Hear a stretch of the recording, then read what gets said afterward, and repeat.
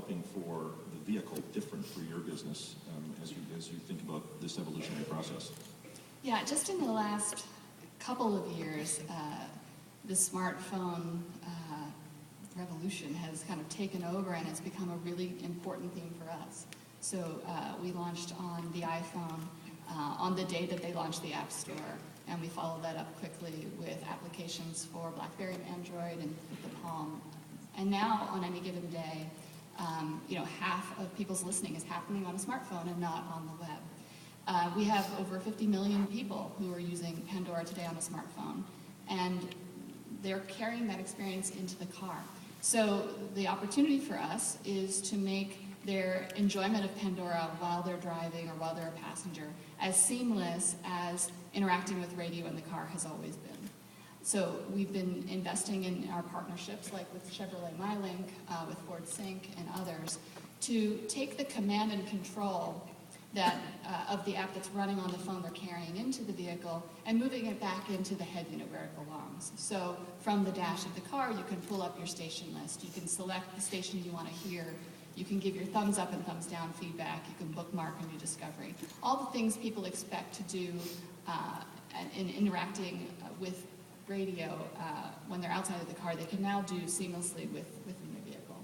And it is different, actually, developing for the automotive environment than, for example, when we as a company decide we're going to launch an application for a smartphone.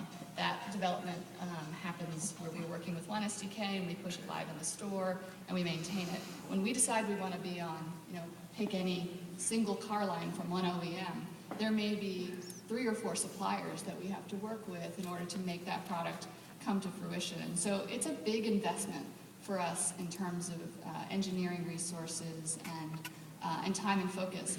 But there's nothing more strategic from our perspective than to make that investment. So we do it happily. One of Bill Gates' quotes that I remember, at least I think he said this, was, it's really easy to predict what's going to be here 10 years from now, but it's really hard to predict what's going to be here 12 months from now. And so in that spirit, one of the things that a lot of people have been talking about is that the future of connectivity in the vehicle is going to be LTE connectivity to the vehicle. The vehicle dash is going to be a HTML5 browser or whatever the technology is at the time, and everything will be rendered as you need it in real time. And so just as you go to a website and the website knows that it's coming from a smartphone, it renders the appropriate application here. And I think there's probably going to be a stage where there's going to be a vehicle version of a lot of applications as well. It just becomes a natural, seamless pathway. But when Jessica was mentioning OnStar and Chevy MyLink, she looked towards me, being part of that organization. She also nodded her head when she said forward to Joe. And in case you don't know, Joe Barry was one of the sort of founders and architects of the original Ford Sync program. So my question, Joe, to you is, at your time at Ford, if I can go back in that historical time period, so what was the sort of drive or spark that motivated the Sync tethered solution to the vehicle? And so sort of how did that evolution occur in a gigantic company like Ford? Sure. It really is. Ford at the time was looking for a hands-free. They wanted to do it, provide the driver the ability to have a hands-free device just like any other company was doing, and a lot of companies had already done that. It came along to where, if you're going to do hands-free, why don't we go ahead and give an aux jack? And if we're going to give it an aux jack, why don't we give it a USB jack? And if we give it a USB jack, why don't we go ahead and give it voice rec? Once you reach that point, the whole motivation was really about solving people's problems, and that's the approach that I took, is like, okay, what problem could we solve if we looked at it from that aspect? And that's a great point, is that what we said is, well, people come in the car and they're driving the car and something could happen and the car gets in an accident. Well, you know what? If they can't reach their phone, why don't we go ahead and make a call for them? We'll call emergency. And in fact, that's what Sync says. It says, would you like me to call for an emergency? It wasn't created to be, sort of a one-off from OnStar. It was just created to solve a problem for that particular person. From there, if a light came on, then it says, do you want me to tell you what's wrong with the car? The second phase of that, we launched a second version which said traffic direction information, which says people come in the car and they take out a piece of paper with MapQuest directions, and while they're driving, they're looking at the directions. Why don't we just go ahead and take the directions, feed them into the head unit, and let the head unit tell them what the directions. So the whole thing was around really trying to solve a problem for them. Along the way, and I'm glad you kind of brought this up, and Jessica's sitting next to us here. Early on in the project, we're trying trying to solve a problem. That problem was text messaging, is how do you hear a text message? But not a lot of phones could actually do that. Some phones could, and most phones couldn't. So I was trying to figure out a way to do text messaging so you could hear the text message in the vehicle from all the phones. And I came up with this concept of putting an API inside of Sync and an API inside the phone. Once we did that to fix that problem, I thought, you know what would be really cool is if we found an application out there that is really cool on a phone, and we could command and control it. It was just supposed to be something fun. And I remember telling a colleague of mine that we're still great friends, I said, you find one, and he said, well, what about this Pandora? I'm always listening to it on my phone. I remember at the time, like, what the heck? As you said, Jessica, I'm like, what's Pandora? What does it do? And he described it to me. And to me, that was so perfect. And Jessica just said, people listen to music in their cars. That was so natural, is to find, we began with AM, then we went to FM, and then cassettes and 8-tracks and CDs and Sirius Radio. Pandora is just sort of the evolution. It is the next flavor. So bringing Pandora into the vehicle was really a natural thing to do for us. It was so natural because people were already listening to radio.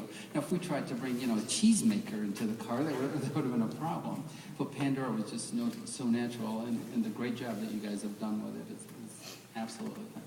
One of the things about connectivity is really there's two approaches, but they're not polar opposites. And one approach is to build the connectivity into the vehicle so that it's always there.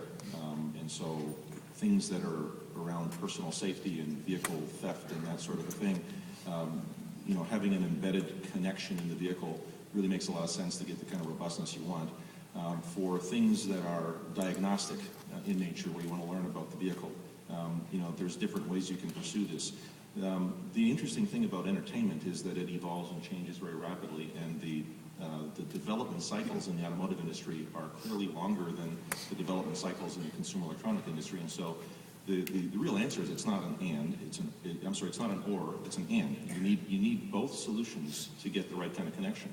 And so the real challenge that the industry faces is how do you keep it fresh, how do you keep it advancing, how do you keep it on an upgradable path, and a lot of great strides are being made among multiple companies. And so now this connectivity from an entertainment standpoint, I'm sure that it means a lot in your world for Pandora. And so as you look at South by Southwest here in the great city of Austin, why do you think connectivity is going to get either more important, or how do you think about the connectivity importance going forward?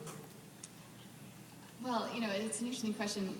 I love that we're having this discussion here at South by Southwest, which is all about music. And if you kind of go back to the founding of our company, which actually happened in 2000, they say in the entertainment industry that every overnight success is 7 years in the making. Well, Pandora is no exception to that. But the vision that our founder had was, we were entering at the time, a period where it was intuitively obvious to everybody that in the digital age of music, we have access to this celestial jukebox, right? All the songs are there in the cloud.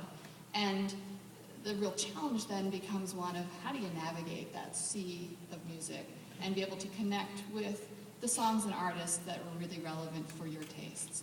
And so the company came up with this notion of something called the Music Genome Project, which is the underlying intellectual property that still drives Pandora to some extent today.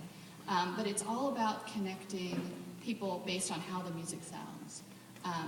When you type in the name of a song or an artist into Pandora, we're going into our database and really identifying musical nearest neighbors based on how the music sounds. So all the songs in our collection, which there's 800,000, were actually analyzed by a musician, somebody who in most cases has a 4-year degree in music theory, sometimes master's degrees, or certainly the professional equivalent thereof. And they sit down and they listen to the song, and they're dissecting the musical DNA. They're describing the melody and the harmony, the instrumentation. And it's not just, yes, there's a guitar, check a box. They're actually, describing if it's an acoustic or an electric guitar, whether there's a solo or a distortion or reverb on the sound of the guitar. And when they're done, they actually have captured something like 200 to 400 data points about that song. And we do this, and it's painstaking, and we do it lovingly because music is that important.